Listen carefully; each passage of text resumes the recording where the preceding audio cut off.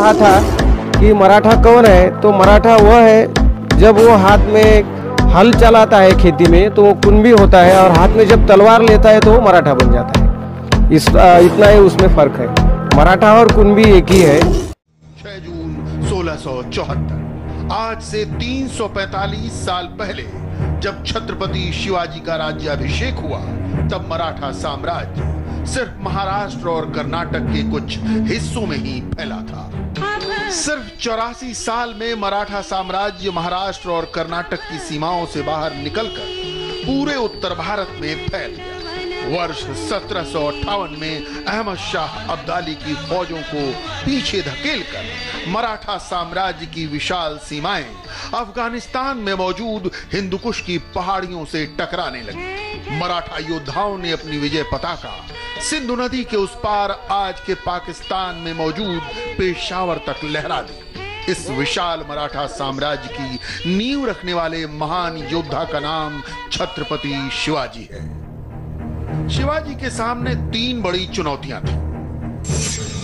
जब मराठा साम्राज्य का कोई अस्तित्व नहीं था, तब साल 1627 में उत्तर भारत पर मुगल साम्राज्य का कब्जा था और मध्य भारत और दक्षिण भारत में बीजापुर और गोलकुंडा की सल्तनत थी। मुगल साम्राज्य की बागडोर शाहजहां के हाथ में थी।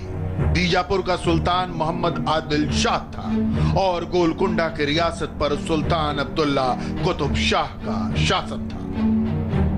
शिवाजी ने इन सब से अकेले लोहा लिया। शिवाजी के कालखंड में सूरत में मौजूद ईस्ट इंडिया कंपनी ने अपने रिकॉर्ड्स में शिवाजी के बारे में जो लिखा है, उसको पढ़ने से यह पता चलता है कि शिवाजी का नाम किस तरह दुश्मनों के दिल में खौफ बनकर बैठ गया था। ईस्ट इंडिया कंपनी ने 26 जून 1664 को अपने फैक्ट्री रिकॉर्ड्स में लिखा था, शिवाजी का शरीर हवा से बना हुआ है। हो सकता है शिवाजी के 2 पंख भी लगे हों। यह कैसे संभव हो सकता है कि वो एक ही समय पर कई जगह मौजूद हो। शिवाजी ग्रीक पौराणिक योद्धा हरक्यूलिस से भी ज्यादा शक्तिशाली है। यह लिखित इतिहास सबूत है कि पूरे देश में शिवाजी की धाक किस तरह जम गई थी। सिर्फ 15 साल की उम्र में जब शिवाजी ने बुद्धि बल दिखाया तो तोरणा का किला बिना लड़े ही जीत लिया, और 33 साल की उम्र में जब शिवाजी ने अपना बाहुबल दिखाया तो औरंगजेब के मामा शाइस्ता खान 1 लाख की फौज होने के बावजूद पुणे छोड़कर पलायन कर गए। 7.5 फीट लंबे अफजल खान को आमने सामने की लड़ाई में मारने वाले शिवाजी से औरंगजेब इतना डर गया था कि शिवाजी से अकेले में मुलाकात के लिए तैयार ही नहीं हुआ। शिवाजी की युद्ध नीति पर नैतिकता का बोझ नहीं था। शिवाजी की कूटनीति का मूल मंत्र था शठे शाठ्यम समाचरे, यानी दुष्ट के साथ दुष्टता का व्यवहार ही करना चाहिए। उनका दिमाग भी फौलादी था और वो बड़े दूरदर्शी भी थे। शिवाजी ने पुर्तगालियों से सुरक्षा के लिए विशाल नौसेना का गठन किया। शिवाजी को the father of Indian navy भी कहा जाता है। शिवाजी की प्रेरणा से मराठों ने समुद्र के अंदर विशाल किले खड़े कर दिए। महाराष्ट्र के तटीय जिले सिंधुदुर्ग में विश्व का प्रसिद्ध समुद्री किला सिंधुदुर्ग शिवाजी ने बनवाया।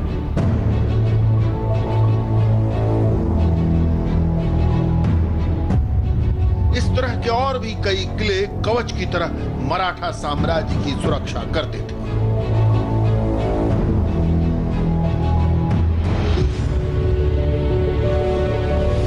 दिल्ली की गद्दी पर बैठे मुगल बादशाहों के कट्टरपंथी फैसलों और धर्मांध आचरण की वजह से पूरे देश में एक लोकप्रिय हिंदू आंदोलन खड़ा हो गया।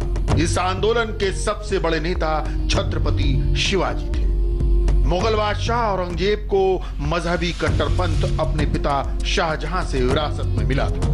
इतिहास की प्रामाणिक पुस्तक the Cambridge history of India के वॉल्यूम 4 के पेज नंबर 217 के मुताबिक वर्ष 1633 में शाहजहां ने हिंदू मंदिरों को तोड़ने का आदेश दिया।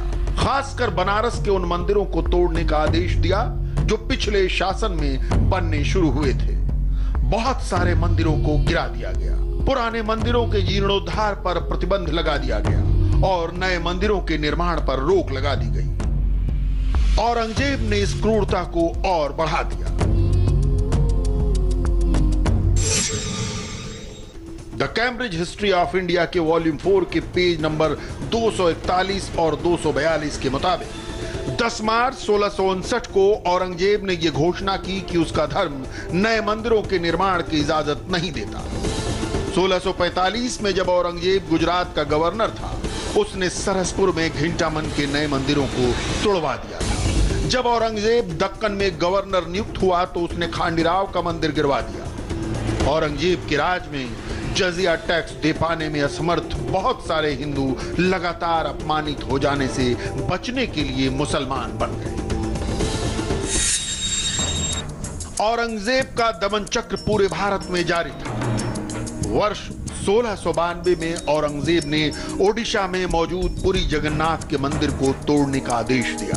जगन्नाथ मंदिर की मूर्तियों को किसी तरह श्री मंदिर नामक एक स्थान में छुपाकर बचाया गया। सिखों के गुरु श्री गुरु गोविंद सिंह साहब के 2 साहिबजादों श्री जोरावर सिंह साहिब और श्री फतेह सिंह साहिब को औरंगजेब ने कैद करवा लिया।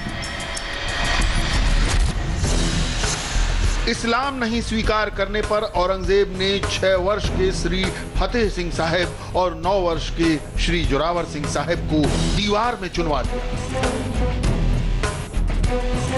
ऐसे बुरे दौर में छत्रपति शिवाजी को लोगों ने नायक के रूप में देखा।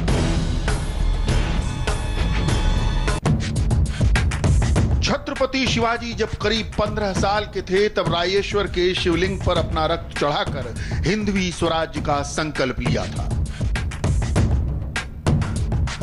पुणे के रोहिड़ा किले में आज भी ये शिवलिंग मौजूद है। शिवाजी ने अपनी उंगली काटकर इसी शिवलिंग पर रक्त चढ़ाया था। लोग इस शिवलिंग के दर्शनों के लिए दूर दूर से आते हैं। छत्रपति शिवाजी का जन्म वर्ष 1630 में महाराष्ट्र के पुणे में शिवनेरी के प्रसिद्ध ऐतिहासिक किले में हुआ था। छत्रपति शिवाजी पर उनकी मां जीजाबाई का बहुत ज्यादा असर था। रामायण और महाभारत की कथाओं और नैतिक शिक्षाओं का असर शिवाजी के चरित्र पर जीवन भर रहा। छत्रपति शिवाजी ने बहुत छोटी उम्र में किलों के महत्व को समझ लिया था। सिर्फ 15 साल की उम्र में ही शिवाजी ने तोरणा का किला आदिल शाह से छीन लिया था। यह किला पुणे के बेहद मजबूत किलों में से एक माना जाता है। पुणे छत्रपति शिवाजी के पिता शाहजी भोसले की जागीर थी। शिवाजी पुणे के पश्चिम में मौजूद समुद्र से सटे हुए कोंकण के इलाके तक अपना क्षेत्र फैलाना चाहते थे। आज महाराष्ट्र के 4 जिले ठाणे, रायगढ़, रत्नागिरी और सिंधुदुर्ग कोंकण रेंज में आते हैं। पुणे के दक्षिण में मौजूद सतारा और सतारा के भी दक्षिण में मौजूद कोल्हापुर को छत्रपति शिवाजी अपना बेस बनाना चाहते थे। इस पूरे इलाके में सह्याद्री की पर्वतमालाएं और जंगल हैं। 1 लाख की फौज को भी इस इलाके में गुरिल्ला युद्ध करके फंसाया जा सकता था। शिवाजी बहुत चतुर रणनीतिकार थे, इसीलिए उन्होंने इस इलाके को अपना बेस बनाने की योजना बनाई। तोरणा के किले से करीब 8 किलोमीटर दूर शिवाजी ने एक और किला बनवाया, राजगढ़। शिवाजी ने पुरंदर का मजबूत किला भी अपने हाथ में ले लिया। सिर्फ 2 साल के अंदर बीजापुर की रियासत का बड़ा हिस्सा शिवाजी ने अपनी जागीर में मिला लिया। बीजापुर रियासत ने अपने सभी सेनापतियों को बुलाकर शिवाजी से युद्ध करने के लिए कहा, लेकिन आदिल शाह के किसी भी सेनापति की यह हिम्मत नहीं हुई कि वो जंगलों और पहाड़ों में शिवाजी से युद्ध करे। आखिरकार आदिल शाह के सबसे योग्य जनरल अफजल खान ने चुनौती स्वीकार कर ली।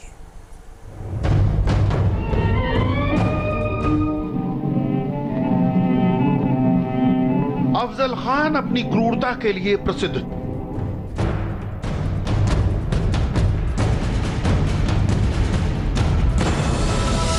आदिल शाही संभाल रही बड़ी साहिबा की सलाह के मुताबिक अफजल खान ने शिवाजी से सीधी जंग लड़ने की बजाय छल कपट से शिवाजी को कैद करने या फिर हत्या करने की योजना बनाई।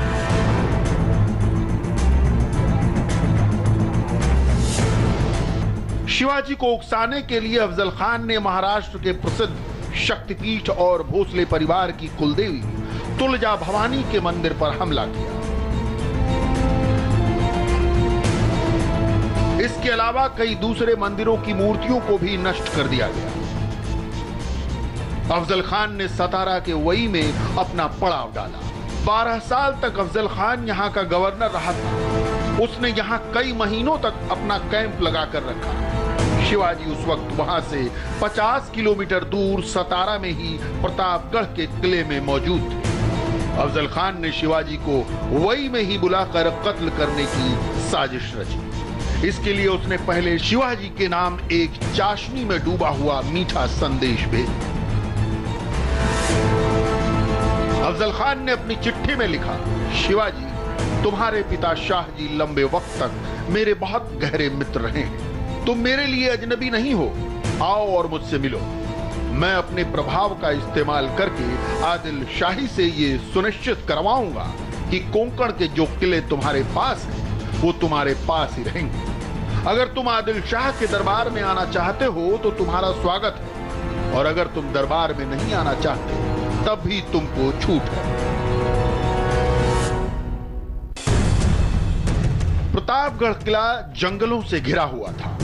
यहां गुरिल्ला युद्ध करना आसान था। शिवाजी मीठी मीठी बातें करके अफजल खान को प्रतापगढ़ किले के पास बुलाने में कामयाब रहे। 10 नवंबर 1659 को प्रतापगढ़ से 1 मील दूर पर नामक गांव में दोनों की मुलाकात हुई। मुलाकात से पहले शिवाजी ने अपनी सुरक्षा की पूरी तैयारी की। उन्होंने अपनी पगड़ी के नीचे एक स्टील कैप लगाई ताकि सिर की सुरक्षा हो। उन्होंने अपने बाएं हाथ में बघनख पहना। इसके ऊपर अंगूठियां जड़ी हुई थी। अपने दाएं बाजू की बाह में शिवाजी ने एक छोटा खंजर छुपाया हुआ था।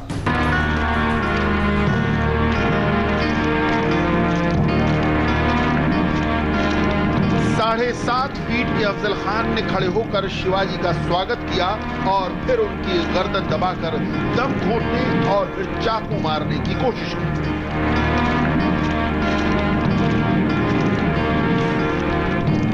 शिवाजी चाकू से बच गए। फिर शिवाजी ने अपने बघनख से अफजल खान का पेट चीर दिया और चाकू से हमला कर दिया।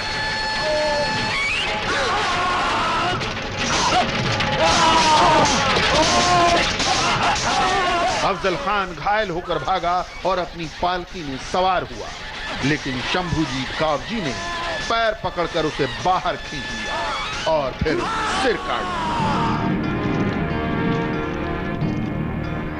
शिवाजी की विजय हुई। बीजापुर के सिपाही दांतों के बीच घास की तरह फंस गए। अफजल खान के 3000 सैनिक मारे गए। कैदियों में अफजल खान के 2 बेटे भी थे। मराठों ने इस जीत को आजादी का उदय कहा। इस जंग को जीतने के बाद उत्साहित मराठों ने दक्षिण कोंकण भी जीत लिया। अब समुद्र से सटे पूरे कोंकण पर शिवाजी का राज था। अफजल खान का वध करने के बाद शिवाजी महाराष्ट्र के नायक बन गए और पूरे देश में शिवाजी की चर्चा होने लगी। सिद्दी जौहर मूल रूप से अफ्रीका महाद्वीप के देश इथियोपिया का निवासी था। अबिसिनियाई मूल का यह जनरल अपनी मिलिट्री योग्यता के लिए बहुत प्रसिद्ध था। सिद्दी जौहर ने 10,000 की सेना के साथ शिवाजी को पन्हाला के किले में घेर लिया। यह किला आज महाराष्ट्र के कोल्हापुर जिले में है। पन्हाला किले में शिवाजी की जान खतरे में थी। शिवाजी ने इस किले से निकलकर विशालगढ़ के किले में जाने की योजना बनाई।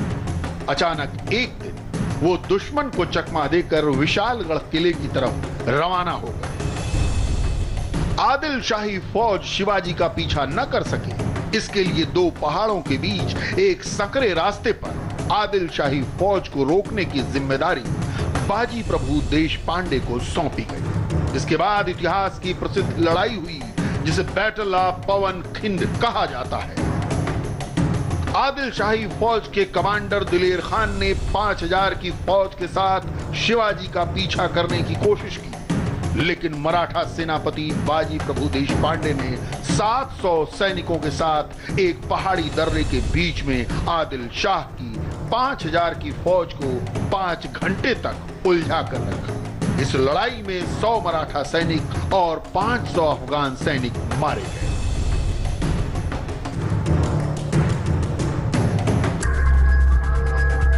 छत्रपति शिवाजी के विशालगढ़ किले पहुंचने तक बाजी प्रभु देशपांडे ने अद्भुत पराक्रम दिखाकर 5000 की आदिल शाही फौज का रास्ता सिर्फ शिवाजी का मुकाबला औरंगजेब के मामा शाइस्ता खान से था।